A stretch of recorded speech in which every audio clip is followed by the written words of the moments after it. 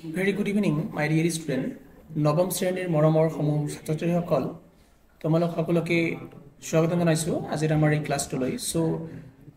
ইয়া হল তোমালোকৰ যিখিনি জেনাৰেল সায়েন্স আছে অৰ্থাৎ তোমালোকৰ যিখিনি বিজ্ঞান আছে বিজ্ঞানৰ তোমালোকৰ যিখিনি এনুৱেল এক্সামিনেশ্যন হৈ গল ইতিমধ্যে নৱম শ্ৰেণীৰ তাৰ আমাৰ ধুবুৰী ডিস্ট্ৰিক্ট DSUBR ধুবুৰী ডিস্ট্ৰিক্টৰ কোৱেশ্চন পেপাৰখন আৰু এই কোৱেশ্চন পেপাৰখনৰ যিবিলাক MCQ আছে MCQ বিলাক আমি সলভ কৰিবলৈ যত্ন কৰিম সো তোমালোকে ইয়া চাবলৈ পাইছে বৰ্তমান সময়ত কোৱেশ্চন নম্বৰ 1 কোৱেশ্চন নম্বৰ 1 কি কৈ আছে the process of converting ice into water is called ice অৰ্থাৎ বৰফৰ এই টুকুৰা যদি পানীলৈ পৰিৱৰ্তন কৰা হয় তাক কি বুলি কোৱা হয় সো ইয়া কোৱা হয় বিগলন বুলি ঠিক আছে ফিউজন বুলি কোৱা হয় after that question number 2 কি কৈ আছে নিয়ৰে x নামৰ এবিধ গোটা পদাৰ্থৰ বিষয়ে জানে যাক সহজে সংকুচিত কৰিব পাৰি x তলৰ কোনটো হ'ব পাৰে সো যিখিনি x আছে x দুটা হ'ব পাৰে এটা হল চেনি আৰু নিমখ কিন্তু কোনটো বস্তুৰ গলনাঙ্ক অতি বেছি আমি ক'ব পাৰো সো যেটো আমাৰ সল্ট আছে নিমখ আছে ইয়াৰ গলনাঙ্ক অলপ বেছি that's why option number 4 is the correct answer okay after that question number 3 কিনো কৈ আছে যে হাসমিনাৰাই পানীৰ লগত দুটোপাল চিয়াহি দি এটি মিশ্ৰণ তৈয়াৰ কৰিলে মিশ্ৰণটোৰ নাম কি হ'ব বা কি হল ওকে এই এনেকুৱা ধৰণৰ মিশ্ৰণটোৰ নাম যদি কোনো এটা পানীত দুটোপাল চিয়াহি দিয়া হয় তেনেহলে ইয়া কি বুলি কোৱা হ'ব সমসত্ব মিশ্ৰণ বুলি কোৱা হ'ব হোমোজেনিয়াস মিক্সাৰ বুলি কোৱা হয় okay after that question number 4 question number 4 কিনো কৈ আছে যে আমি জানো যে মিঠাতেল আৰু পানী কেতিয়াও পৰস্পৰে মিলিত নহয় বা একেলগে মিহলি হ'ব নোৱাৰে এনে ধৰণৰ তৰল সমূহক আমি কিনেদৰে পৃথক কৰিব পাৰো গতিকে যেটো পদ্ধতিৰ জৰিয়তে মিঠাতেল বা যিকোনো ধৰণৰ তেল আৰু পানীক যদি আমি পৃথক কৰিব বিচাৰো তেনেহলে তেনেকুৱা ধৰণৰ পদ্ধতি বুৰক কি বুলি কম আমি দ্যাট ইজ পৃথকীকৰণ চুপিৰ দ্বাৰা পানী আৰু আমি তেল কি কৰিব পাৰিম পৃথক কৰিব পাৰিম After that, question number 5 কিনো কৈ আছে যে তলৰ কোনটো মৌল দ্বি পাৰমাণৱিক মৌল হয় ওকে সো দ্বি পাৰমাণৱিক মৌল বুলি কোৱাৰ লগে লগে আমি গম পাওঁ যে হিলিয়ামৰ যিখিনি মৌলৰ পাৰমাণৱিক ভৰ হেয়া কি হয় দুটা হয় ঠিক আছে after that question number 6 ত কি কৈ আছে যে সোডিয়াম নাইট্ৰেটৰ আণবিক ভৰ কি সোডিয়াম নাইট্ৰেটৰ আণবিক ভৰ হল 85U okay after that question number 7 36 গ্ৰাম পানীত কিমান মল পানীৰ অণু থাকে তেনেহলে 36 গ্ৰাম পানীত 2 মল পানীৰ অণু থকা বুলি আমি জানো গতিকে ইয়া ডাইৰেক্ট কোৱেশ্চন আহিছে আমাৰ সায়েন্সৰ পৰা after that question number 8 কিনো কৈ আছে চিত্ৰ 1 থকা মৌলটোৰ L শেলত কিমানটা ইলেক্ট্ৰন আছে সো ইয়া চিত্ৰ দিয়া আছে আৰু L শেলত কিমানটা মৌল থাকিব পাৰে অতি বেছি 8টা মৌল থাকিব পাৰে after that question number 9 চিত্ৰ 1 থকা মৌলটোৰ যোজ্যতা কিমান মৌলটোৰ যোজ্যতা হ'ব ইয়াত কিমান 3 তিনিটা যোজ্যতা হ'ব ঠিক আছে after that what is the next question number 10 কিনো কৈ আছে এটা পৰমাণুৰ পাৰমাণৱিক ভৰ হল 27U যদি নিউট্ৰনৰ সংখ্যা 14 হয় তেন্তে পৰমাণুটোৰ পাৰমাণৱিকৰ সংখ্যা কিমান হ'ব ইয়াৰ শুদ্ধ উত্তৰটো হ'ব 14 okay option number 1 is the right option okay after that question number 11 what is the question number 11 কৈ আছে যে কণী এটাৰ চুকুৰা এৰুৱাই গাৰ লবণত দ্ৰব্যত ডুবাই ৰাখিলে কণীটোৰ সংকোচন ঘটে এইটো কি দ্ৰব্যৰ উদাহৰণ ইংৰাজীত কি কৈ আছে ইংৰাজীত এবাৰ আমি পঢ়িম when a dishelled egg placed in a concentrate salt solution the egg shrink it is an example of this kind of solution কেনেকৈ ধৰণৰ সলিউশনৰ ইয়া উদাহৰণ হয় ইয়া শুদ্ধ উত্তৰ হ'ব অতিহাৰী দ্ৰব্য okay after that question number 12 কিনো কৈ আছে উদ্ভিদৰ সালোক সংশ্লেষণৰ বাবে গুৰুত্বপূৰ্ণ কোষ অঙ্গাণুটো হল গুৰুত্বপূৰ্ণ অঙ্গাণুটো কি সালোক সংশ্লেষণ কৰিবৰ কাৰণে দ্যাট ইজ হৰিত কণা ওকে যিখিনি আমি পাতত লাভ কৰো গছৰ পাতত থাকে পত্ৰ হৰিত বা হৰিত কণা okay after that what is the next question is লাইসোজমক কোষৰ আত্মঘাতী মোনা বুলি কোৱা হয় লাইসোজম ওকে লাইসোজম গঠনত কোনটো কোষ অঙ্গাণুৱে সহায় কৰে তাৰ মানে যদি আমি আত্মঘাতী যেটো আমি সুইসাইড ব্যাগ বুলি কওঁ অফ এ সেল লাইসোজম ইয়াক গঠন কৰিব কাৰণে there was a particular lysosome particular organical cell যিখিনি হেল্প কৰে ইয়াৰ নাম হল গলজি সংঘ যাক আমি গলজি অ্যাপাৰেটাস বুলিও কোৱা হয় okay after that question number next 14 কৈ আছে যে আমি দেখো যে বতাহত গছবোৰ হালি যায় কিন্তু ভাগি না যায় দ্যাট মিন্স যেতিয়া আমাৰ ধুমুহা বতাহ হয় গছবিলাক ইফাল সিফাল কৰি হালি যায় কিন্তু সহজে ভাঙি যোৱা দেখা পোৱা না যায় উদ্ভিদত থকা কোনবিধ কলাৰ বাবে গছ এডাল বতাহত হ'ব বদাহত নহব বতাহত ভাগি না যায় ওকে ইয়াৰ শুদ্ধ উত্তৰটো হ'ব কলেন কাইমা ওকে কলেন কাইমা মনত ৰাখিব কলেন কাইমাৰ কাৰণে উদ্ভিদৰ দেখত কলেন কাইমা থকাৰ কাৰণে বতাহত গছবিলাক হালি যায় কিন্তু সহজে ভাঙি না যায় okay after that what is the next এই অংশৰ সৈতে বি অংশ আমাৰ কি কৰিব লাগে মিলাব লাগে আৰু এই নম্বৰত কিনো কৈ আছে এই নম্বৰত কৈ আছে যে আচ্ছাদক কলাৰ শুদ্ধ উত্তৰটো হ'ব আমাৰ কি ছালৰ লগত জড়িত তাৰ পিছত সংযোজক কলা এই শুদ্ধ উত্তৰটো হ'ব অস্থি অৰ্থাৎ হাড়ৰ লগত জড়িত হাড়ৰ লগত জড়িত তাৰ পিছত কি কৈ আছে পেশী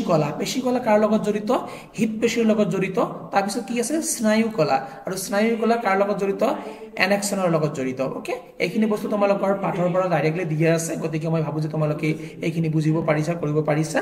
after that question number 16 what is the question number 16 so তলৰ কোনটো ফ্লোয়েম কলাৰ কোষ নহয় ইয়াৰ শুদ্ধ উত্তৰটো হ'ব ট্ৰোকাইট ওকে ট্ৰোকাইট হ'ব আমাৰ ইয়াৰ শুদ্ধ উত্তৰ আফটাৰ দ্যাট আমাৰ কি কৈ আছে 17 আৰু 18 যেটো নাম্বাৰ আছে ইয়া এজাৰশন আৰু ৰিজনৰ কোশ্চেন হয় ঠিক আছে যদি আমাৰ এজাৰশন আৰু ৰিজন পঢ়াৰ পিছত আমাৰ এনেকুৱা লাগে যে option number A and B দুটা শুদ্ধ হয় আৰু যেটো আৰ থাকিব যুক্তি থাকিব যুক্তিটো আমাৰ দাবীৰ শুদ্ধ এক্সপ্লেনেশন হয় শুদ্ধ ব্যাখ্যা হয় তেনেহলে এই নম্বৰত আহি যাব আমাৰ উত্তৰটো আমাৰ এ হ'ব ওকে আফটাৰ দ্যাট যদি আমাৰ বি নম্বৰত কিনো কৈ আছে যে both a and r are true দুইটা শুদ্ধ হয় কিন্তু r2 আমাৰ এৰ শুদ্ধ যুক্তি নহয় তেনেহলে আমাৰ কি আহি যাব b আহি যাব আৰু c কেতিয়া আহিব যেতিয়া a true হ'ব বাট r কি হ'ব ফলস হ'ব তেতিয়া আমাৰ c নম্বৰ হৈ যাব আৰু যদি d নম্বৰ কেতিয়া হ'ব যদি a ফলস হ'ব বাট r true হয় তেতিয়া আমাৰ কি হৈ যাব আমাৰ d নম্বৰ অপচন খিনি হৈ যাব গতিকে এইখিনি আমি মনত ৰাখিব লাগিব বা বাৰে বাৰে চাবও লাগিব পাৰে ঠিক আছে গতিকে আমি তুমি অপচন বিলাক পঢ়িম 17 নম্বৰ এজাৰশন আৰু ৰিজনৰ ওকে এজাৰশন আৰু ৰিজনত কি কৈছে যে দহন এবিধ ৰাসায়নিক পৰিৱৰ্তন দহনটো হল এবিধ ৰাসায়নিক পৰিৱৰ্তনৰ কথা কৈ আছে হয় না কথাখিনি মই ভাবো যে দহন এবিধ ৰাসায়নিক পৰিৱৰ্তন হয় গতিকে যেটো আমাৰ এজাৰশন আছে দ্যাট ইজ কি ইয়া কি হয় আমাৰ ট্ৰু হয় বা সঁচা হয় ঠিক আছে আফটাৰ দ্যাট যুক্তি কিনো দিয়া আছে ৰিজন কিনো দিয়া আছে কৈছে যে chemical property of matter does not change in chemical change that তাৰ মানে কি ৰাসায়নিক পৰিৱৰ্তনত পদাৰ্থৰ ৰাসায়নিক ধৰ্ম সলনি নহয় যদি ৰাসায়নিক পৰিৱৰ্তন হয় কোনো এটা পদাৰ্থৰ তেনেহলে অবিয়াসলি ৰাসায়নিক যিখিনি ধৰ্ম আছে সেইখিনিটো পৰিৱৰ্তন হ'ব গতিকে ইয়াৰ শুদ্ধ উত্তৰটো হ'ব আমাৰ সি আৰু সি নম্বৰত কি দিয়া আছে a is true but r is false okay তাৰ মানে ৰিজন যিখিনি আমাৰ দিয়া আছে এইখিনি কি হ'ব আলটিমেটলি ফলস হৈ যাব আফটাৰ দ্যাট আমাৰ কোশ্চেন নম্বৰ 18 কি কৈ আছে যে এজাৰশনত কি দিয়া আছে যে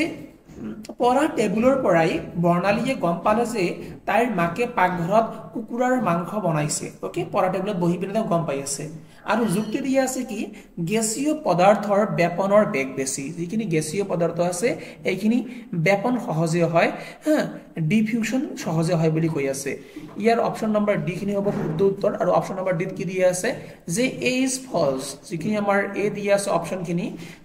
যিখিনি দাবী দিয়া আছে পঢ়া টেবুলৰ পৰা বৰ্ণালীয়ে গম পাই আছে পাকঘৰত কিহৰ মাংস বনাই আছে এইখিনি ফলস হ'ব মিছা হ'ব কিন্তু যিখিনি আৰ আছে ৰিজন আছে এইখিনি কি হ'ব আমাৰ ট্ৰু হ'ব okay after that question number 19 কিনো কৈ আছে কোশ্চেন নাম্বাৰ 19 তলৰ কোনটো ভেকুৰ ৰাজ্যৰ অন্তৰ্ভুক্ত নহয় কোনটো মানে ভেকুৰ নহয় সো যিবিলাক আমাৰ অপচনত দিয়া আছে কি দিয়া আছে অপচনত এস্পাৰজিলাছ পেনিসিলিয়াম তাৰপিছত এগ্ৰিকাছ আৰু কি দিয়া আছে প্যাৰামেচিয়াম প্যাৰামেচিয়াম আমাৰ কোনো এটা ভেকুৰ নহয়, ভেকুৰ ৰাজ্যৰ অন্তৰ্ভুক্ত নহয়, কিন্তু এছপাৰজিয়াছ, পেনিচিলাম আৰু এগ্ৰিয়াছ এইবিলাক কি হয় ভেকুৰ ৰাজ্যৰ অন্তৰ্ভুক্ত হয়। Okay, after that question number 20 কিনো কৈ আছে অৰিজিন অফ স্পাইচেছ গ্ৰন্থখনৰ লিখক কোন বা ৰচয়িতা কোন? ইয়াৰ ৰচয়িতা হল চাৰ্লছ ডাৰউইন। ওকে, মনত ৰাখিবা, খুব ইম্পৰ্টেন্ট হয়, খুব এটা ইম্পৰ্টেন্ট বুক হয় origin of spices. After that match কৰিব দিছে, মেচ দ্য ফলোইং। ওকে, ইয়া কি কৈ আছে বলয়ী প্ৰাণী কাৰ লগত জড়িত? যেনেকৈ কেঁচু টানিলে গ'লে বলি যায়, ঠিক আছে, গতিকে বলয়ী প্ৰাণী কি হ'ব? কেঁচু হ'ব। সন্ধিপদী প্ৰাণী, ইয়া কি হ'ব? সন্ধিপদী প্ৰাণী পখিলাখিনি হ'ব। আৰু কোমলদেহী প্ৰাণী কোনটো হ'ব? আমাৰ শামুক হয় কোমলদেহী প্ৰাণী। আৰু একনলদেহী প্ৰাণী কি হ'ব? জেলি মাছ হ'ব একনলদেহী প্ৰাণী। Okay, after that what is the next question number 22 কি কৈ আছে যে এবিধ মেৰুদণ্ডী প্ৰাণীৰ ভাগ লিখা যাৰ হৃদযন্ত্ৰৰ তিনিটা কোঠালীযুক্ত। ইয়া হ'ব উভয়চৰ প্ৰাণী, তাৰ মানে আমিবিলাক, ঠিক আছে, উভয়চৰ হয় আমি, গতিকে উভয়চৰ প্ৰাণীৰ হৃদযন্ত্ৰত তিনিটা কোঠালীযুক্ত হয়, ঠিক আছে। আফটাৰ দ্যাট 23 নম্বৰত কি কৈ আছে এজন গাড়ী চালকে গাড়ীখন পূবে 50 কিলোমিটাৰ তাৰপিছত পশ্চিমে 20 কিলোমিটাৰ অতিক্ৰম কৰিলে, গাড়ীখনৰ সৰণ কিমান হ'ব? ইয়াৰ সৰণ হ'ব 30 কিলোমিটাৰ। ওকে, তোমালোকে হিচাপ কৰি ল'ব পাৰা সুন্দৰকৈ। আফটাৰ দ্যাট কোশ্চেন নাম্বাৰ 24 কি কৈ আছে তলৰ কোনটো সুষম বৃত্তীয় গতিৰ উদাহৰণ নহয়? ওকে, চন্দ্ৰ আৰু পৃথিৱীৰ গতি, তাৰপিছত বৃত্তীয় কক্ষপথ দি পৃথিৱীৰ চাৰিওফালে উপগ্ৰহৰ গতি, তাৰপিছত ঘড়ীৰ মিনিটৰ কাটাডালৰ ঘূৰ্ণন, আৰু দি আছে ৰাষ্ট্ৰীয় ঘাইপথত বাছ এখনৰ গতি। এইটো কমপ্লিটলি ডিফাৰেণ্ট কথা কৈ আছে ন, গতিকে 4 নম্বৰ অপশ্যনখিনি হ'ব আমাৰ সঠিক উত্তৰ। আফটাৰ দ্যাট কিনো কৈ আছে ইউনিট অফ ভেলোচিটি, বেগৰ একক হল কি হ'ব? ms। Okay, after that 1 newton equal to কিমান হ'ব? 1 kg into 1 ms2। Okay, after that to the power 2 বুলি কওঁ আমি। আফটাৰ দ্যাট 27 নম্বৰ যিখিনি আমাৰ কোশ্চেন আছে কি কৈ আছে 20 কেজি ভৰৰ বস্তু এটা 2 ms টু দি পাৱাৰ 1 বেগেৰে গতি কৰিলে ইয়াৰ ভৰ বেগ হ'ব কিমান হ'ব? 40 কেজি মাছ -1। ওকে, ইয়া হ'ব আমাৰ শুদ্ধ উত্তৰ। আফটাৰ দ্যাট কোশ্চেন নাম্বাৰ 28 কিনো কৈ আছে যে 5 কেজি ভৰ বিশিষ্ট বস্তু এটাত 20 N বল প্ৰয়োগ কৰিলে কিমান ত্বৰণাংক উৎপন্ন হ'ব? ইয়াৰ শুদ্ধ উত্তৰটো হ'ব 4 ms -2। Okay, after that to the power -2 হ'ব। আফটাৰ দ্যাট কোশ্চেন নাম্বাৰ 29 কিনো কৈ আছে পৃথিৱীত বস্তু এটাৰ ভৰ 30 কেজি হলে চন্দ্ৰৰ সেই বস্তুটোৰ ভৰ কিমান হ'ব? সেমে হ'ব 30 কেজি হ'ব। Okay, after that 30 number SI unit of zero SI একক কি হ'ব? nm কেজি স্কয়াৰ হ'ব, ঠিক আছে। আফটাৰ দ্যাট 31 নম্বৰ কোশ্চেন কিনো কৈ আছে পৃথিৱীত বস্তু এটাৰ ওজন যদি আমাৰ 98 N হয় তেনেহলে পৃথিৱীত বস্তুটোৰ ভৰ কিমান হ'ব? বস্তু এটাৰ ওজন আৰু বস্তুটোৰ ভৰৰ কথা কৈ আছে, ইয়া পৃথিৱীত নহব চাগে, ইয়া মুন হ'ব লাগিছিল। Then what will be the mass of the object on earth? Okay, ইয়াৰ শুদ্ধ উত্তৰ যিখিনি হ'ব 9.8 কেজি হ'ব। তাৰ মানে 98 N মানেনো কি? ইয়া সুধিছে 9.8 কেজি হ'ব, ঠিক আছে। আফটাৰ দ্যাট কোশ্চেন নাম্বাৰ 32 বস্তুটাৰ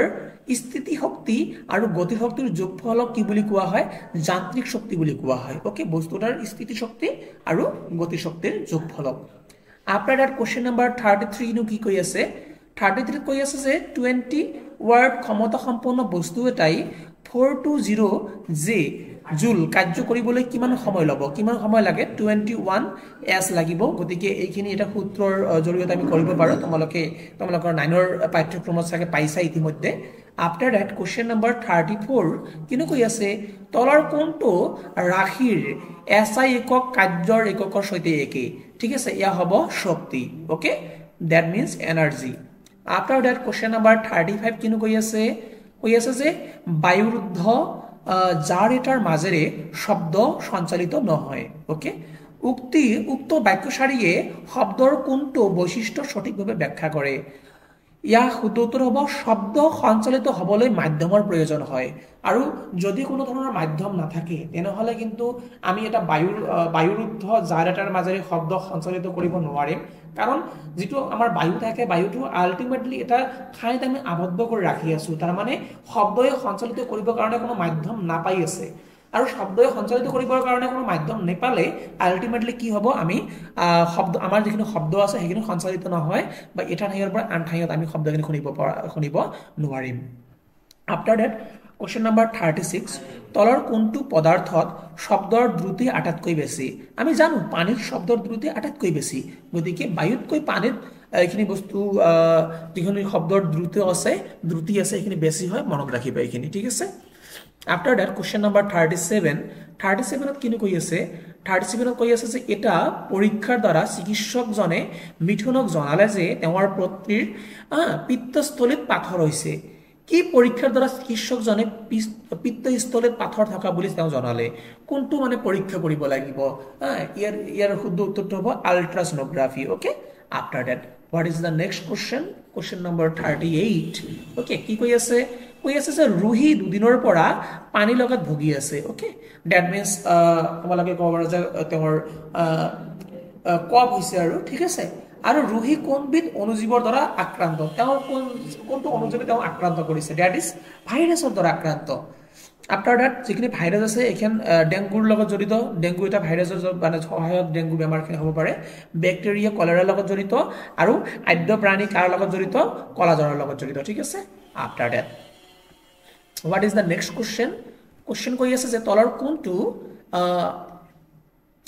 একুইড ৰোগৰ বৈশিষ্ট্য একুইড ৰোগৰ বৈশিষ্ট্য হল ভাগৰুৱা অনুভৱ হোৱা ঠিক আছে ফিলিং টায়াৰ্ড এনি টাইম যিকোনো সময়ত প্ৰত্যেকটো সময়তে আমাৰ টায়াৰ্ড অনুভৱ হয় দ্যাট মিন্স আমাৰ এটা ডিজিজ হ'ব পাৰে যাৰ নাম হল একুইড ওকে আফটাৰ দ্যাট কিনো কৈ আছে বায়ুমণ্ডলত কাৰ্বন কি যৌগ হিচাপে পোৱা যায় বায়ুমণ্ডলত কাৰ্বন হীৰা হিচাপে পোৱা যায় তাৰ মানে বায়ুমণ্ডলৰ লগত কাৰ্বন যদি যোগ হৈ যায় ন হীৰাৰ সৃষ্টি হয় ঠিক আছে after that question number next 42 কিনো কৈ আছে তলৰ কোনটো শুদ্ধ নহয় ঠিক আছে এক নম্বৰ কৈ আছে স্থলভাগ জলভাগতকৈ সোনকালে গৰম হয় ওকে তো ইয়া মিছা কথা সঁচা কথা হ'ব স্থল সহজে গৰম হয় মাটি সহজে গৰম হয় পানী অলপ লাহে লাহে গৰম হোৱা দেখা পোৱা যায় আফটাৰ দ্যাট 2 নম্বৰ কৈ আছে দিনৰ ভাগত সাগৰৰ পাৰত বায়ু সোনকালে গৰম হয় এয়া সঁচা কথা কাৰণ মাটি সহজে গৰম হৈ যায় সেই কাৰণে বায়ুখিনি আল্টিমেটলি গৰম হৈ যাব সাগৰৰ পাৰতো আৰু 3 নম্বৰত কৈ আছে ৰাতিৰ ভাগত যেতিয়া ৰাতি হয় মাটি পানীতকৈ লাহে লাহে ঠাণ্ডা হয় এয়া মিছা কথা পানীয়ে কি কৰে যিখিনি গৰম আছে উষ্ণতাখিনি সহজে কি কৰিব নোৱাৰে এৰি দিব নোৱাৰে যেনেকৈ পানী সহজে উষ্ণতাখিনি ধৰি ৰাখিব নোৱাৰে সহজে পানী গৰম হৈ নাযায় ঠিক সেইদৰে পানীয়ে সহজে নিজৰ যিখিনি উষ্ণতা আছে সেইখিনি মানে একেবাৰে হঠাৎকৈ কম কৰি দিব নোৱাৰে কিন্তু মাটিয়ে সেইখিনি গুণ আছে মাটিয়ে সেইখিনি পাৰে গতিকে অপচন নম্বৰ 3 হ'ব আমাৰ ইয়াৰ কাৰেক্ট আনসাৰ তাৰ মানে ৰং হৈ গ'ল ৰং যিটো আমাৰ সেইটো আমাৰ শুদ্ধ উত্তৰ বুলি ইয়াত হ'ব ঠিক আছে আফটাৰ দ্যাট কি কৈ আছে 43 নম্বৰ তলৰ কোনবিধ মুখ্য অনুপেশক পোষক ইয়াৰ উত্তৰ হ'ব সালফাৰ আফটাৰ দ্যাট কি কৈ আছে ৰুহুলে কুকুৰাৰ কণীৰ ব্যৱসায় আৰম্ভ কৰিব বিচাৰিছে কি প্ৰজাতিৰ কুকুৰা পালন কৰিলে ৰুহুলৰ অধিক লাভৱান হ'ব পাৰিব ইয়াৰ শুদ্ধ উত্তৰটো হ'ব লেয়াৰ যদি তেওঁ কুকুৰা পালন কৰে তেনেহলে তেওঁ অতি প্ৰফিট অৰ্জন কৰিব পাৰিব okay After that is the last MCQ from your class 9 science annual examination 2025 okay so ya hol ki এডোখৰ মাটিতে সমকালীনভাৱে ঘেঁহু আৰু সৰিয়হ খেতি কৰা হল এইটো কি প্ৰকাৰৰ কৃষি প্ৰণালী যদি এডোখৰ মাটিতে আমি দুইটা বা তিনিটা বা চাৰিটা পাঁচটা খেতি কৰি আছো দ্যাট ইজ আমি কি বুলি কম মিক্স ক্ৰপিং বুলি ক'ব পাৰো যাক আমি কি বুলি কোৱা হয় মিশ্ৰিত কৃষি প্ৰণালী বুলি আমি ক'ব পাৰো ওকে বাকি যিবিলাক কোশ্চেন আছে সেইবিলাক তোমালোকে চাব পাৰা মই এইবিলাক সলভ কৰি দিয়া নাই কাৰণ মই জাস্ট এমসিকিউ বিলাক মই চাই দিছো বিকজ মই কোনো ধৰণৰ সায়েন্সৰ টিচাৰ নহয় গতিকে মই by the taking help from the ChatGPT and Meta মই এইখিনি বস্তু সলভ কৰি দিবলৈ যত্ন কৰিছো বাট এইবিলাক বস্তু মই সলভ কৰি দিয়া নাই সো তোমালোকে অলপ চাই লবা ঠিক আছে কোশ্চেন বিলাক মই কৈ দি আছো তোমালোকে চাব পাৰা গেছীয় পদাৰ্থৰ ব্যাপনৰ বেগ জুলীয় পদাৰ্থতকৈ কিয় বেছি 47 নম্বৰ ছডা পানীত দ্ৰব্য আৰু দ্ৰব্যক হিচাপে কি থাকে ছডা পানীত সহজ সত্য মিশ্ৰণ হয়নে 48 প্ৰলম্ভনৰ যিকোনো দুটা ধৰ্ম লিখিব দিছে আৰু